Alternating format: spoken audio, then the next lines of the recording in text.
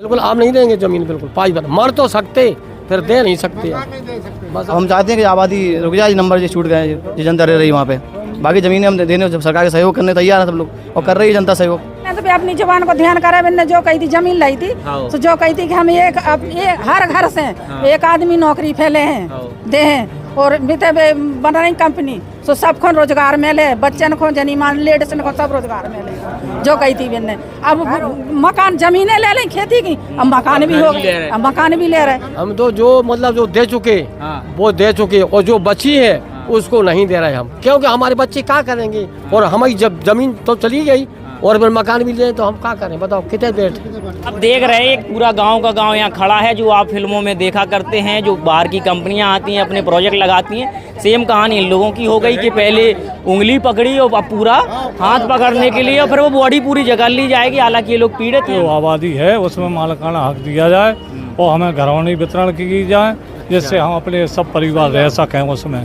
ये जमीन तो नहीं देंगे किसी भी कीमत में, चाहे कुछ भी हो जाए। नमस्ते, मेरा नाम है धर्मेंद्र, आप देखना शुरू कर चुके हैं द न्यूज़ तंत्र। अभी हम खड़े हैं झांसी के कलेक्टर परिसर में। तो पीछे आप जिन लोगों को देख रहे हैं, ये जो झांसी में जो बीड़ा प्रोजेक्ट आया है उनसे प्रभावित हैं, उनसे पीड़ित हैं। हालांकि झांसी में बीड़ा आने से एक धड़ा फॉर्च्यूनर और थार जैसी गाड़ियां खरीद कर घूम रहा है, दूसरा धड़ा रो रहा है कि हमारी ज़मीन चली गई, रहने के लिए मकान नहीं बचे हैं, और उसी की गुहार लगाने झांसी जिलाधिकारी के कार्यालय ये लोग पहुँचे हैं। पूछेंगे अब नई कहानी क्या निकल के सामने आई है, क्योंकि जहाँ तक जो जानकारी है कुछ हद तक रजिस्ट्रियाँ हो चुकी हैं, लोगों तक रुपये भी आ गया है। अब क्या समस्या आ रही है? भैया क्या नाम है आपका? मेरा धनीराम, पूर्व प्रधान बमेर।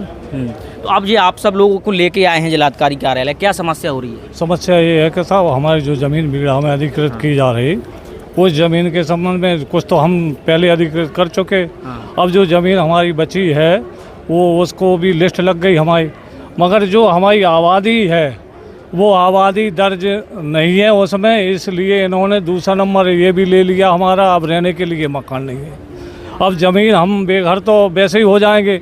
जब खेती की ज़मीन चली गई, बेरोज़गारी की कगार पे हैं, भूखों मरने की कगार पे हैं। अब ये पब्लिक और हम सब लोग अब जब रहने के मकान चले जाएंगे तो क्या करेंगे बताइए आप। इसलिए हम डीएम साहब के पास आए कि हमारा ये नंबर जितने भी हमने लिख के दिए हैं, ये नंबर हमारे रोके जाएं, जिससे हम अपना जीवन यापन करें।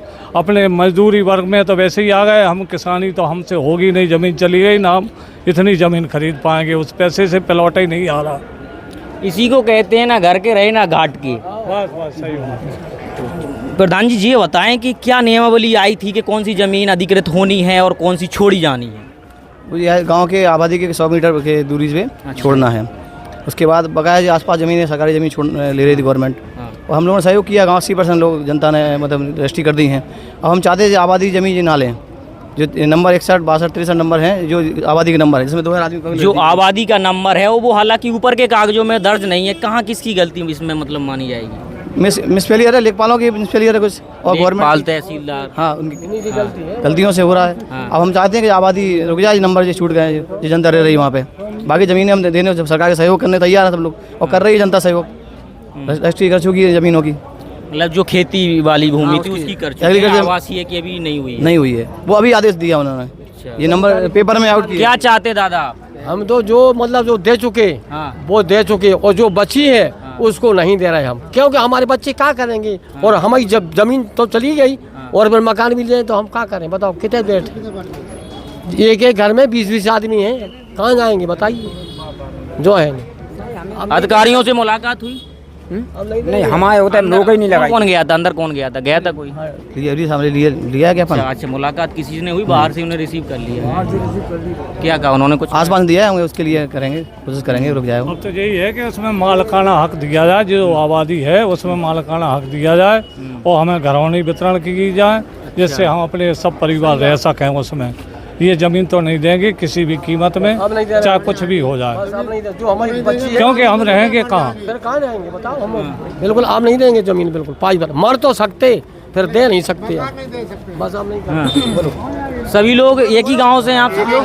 सभी लोग बमेर गांव से, बमेर से ज़मीन तो पूरे गांव की नंबर आए? कितने नंबर आए? 3 नंबर है, आबादी के 3 नंबर, आबादी के 3 नंबर आए। जो मेरा आबादी वही उसी में पूरी आबादी उसी में इन्हीं नंबरों में है। क्या कह रही हैं अम्मा, क्या कह रही हैं? तो कह रही पहले तो भी अपनी जवान को ध्यान करे, मैंने जो कही थी जमीन लाई थी, हाँ। तो जो कही थी कि हम हर घर से एक आदमी नौकरी फैले हैं दे हैं और बीते बना रही कंपनी तो सब को रोजगार मिले, बच्चन को जनीमान लेडीज को सब रोजगार मिले जो कही थी मैंने। अब मकान जमीनें ले लें खेती की, अब मकान भी हो गए, अब मकान भी ले रहे, फिर बताओ हमारे बच्चा कहाँ जाए? नहीं और हम 1-1 लाख में समझा रहे बच्चा ने। अच्छा हाँ पैसा था नहीं है ढंग को, पैसा भी तो नहीं था जो हिसाब को जो सब में नहीं मिल रहा ना वो पैसा। क्या नाम है अम्मा?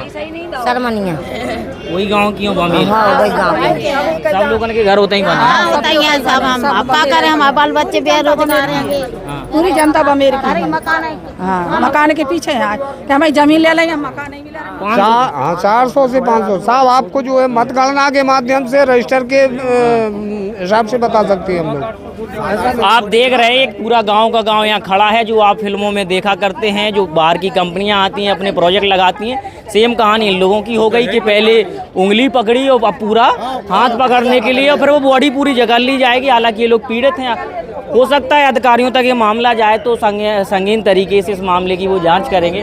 फिलहाल अभी के लिए इतना ही। अगर इस मामले में नया कुछ अपडेट आता है तो ज़रूर आप तक पहुँचाएंगे। धन्यवाद।